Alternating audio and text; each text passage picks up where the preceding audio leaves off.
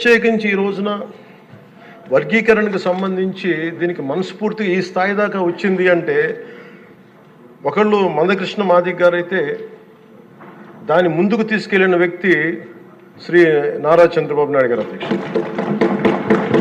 అలాంటి ఆత్మగౌరవ పోరాటాన్ని ముందుకు తీసుకెళ్లి దాన్ని ఆంధ్రప్రదేశ్ ఉమ్మడి రాష్ట్రంలో ప్రవేశపెట్టిన ఘనత, దాన్ని ముందుకు తీసుకెళ్లిన ఘనత శ్రీ నారా చంద్రబాబు నాయుడు గారికి మన గౌరవ ముఖ్యమంత్రి గారు దక్కుతుంది అధ్యక్ష. ఈ రోజున దేశ స్థాయిలో దీన్ని ముందుకు తీసుకెళ్లగలుగుతున్నాం అంటే ప్రధానమంత్రి గారు దృష్టిలో పడిందంటే దానికి నాంది ఆంధ్రప్రదేశ్ నుంచే పడింది అధ్యక్ష.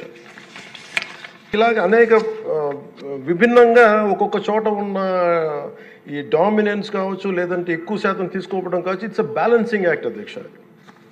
ఇది వీటన్నిటిని గుర్తించి మనస్ఫూర్తిగా ఈ రోజున నారా చంద్రబాబు నాయుడు గారి ఆధ్వర్యంలో ఈ రోజున ఈ ఎన్డీఏ కూటమి ప్రభుత్వం ఈ మా రిజర్వేషన్ వర్గీకరణ బిల్లుని మనస్ఫూర్తిగా జనసేన తరపు నుంచి మనస్ఫూర్తిగా మేమందరం సమర్థిస్తున్నాం అధ్యక్ష. ప్రత్యేకించి నేను మొన్న రాజీవ్ రంజన్ మిశ్రా గారితో మాట్లాడుతూ ఉంటే 100 నుంచి 10,000 లోపు ఉన్న దాదాపు 59 ఉపకులాలు, మా దళిత కులాలు, ఇవన్నీ మాలమాదిగా దళిత ఉపకులాలతో సహా 59 ఎక్కువ సంఖ్యాబలం ఉన్నాయి. దీన్ని ఎలా చేస్తారంటే 100 లోపు నుంచి 10,000 లోపు ఉండే 46 కులాలు అధ్యక్ష.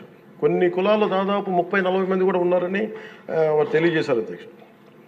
అలాగే ఈ సైంటిఫికలీ ఎనలైజ్డ్ ఎంపిరికల్ డేటాని 4 నెలల వ్యవధిలో గౌరవ ముఖ్యమంత్రి గారు బాధ్యత తీసుకొని మంత్రివర్గంతో ఒక కమిటీని ఏర్పాటు చేసి వన్ మ్యాన్ కమిషన్ గారు శ్రీ రాజీవ్ రంజన్ మిశ్రా గారి ఆధ్వర్యంలో నవంబర్లో మొదలై మార్చి 4 నెలల వ్యవధిలో దీన్ని డేటానంతా సైంటిఫిక్గా అనలైజ్ చేసి ఎంపిరికల్ డేటాని విద్యా, సామాజిక, ఆర్థిక, రాజకీయ, అంతర్గత వెనుకబాటుతనాన్ని వారు మూడుగా విభజించిన విధానం చాలా అద్భుతంగా ఉంది అధ్యక్ష.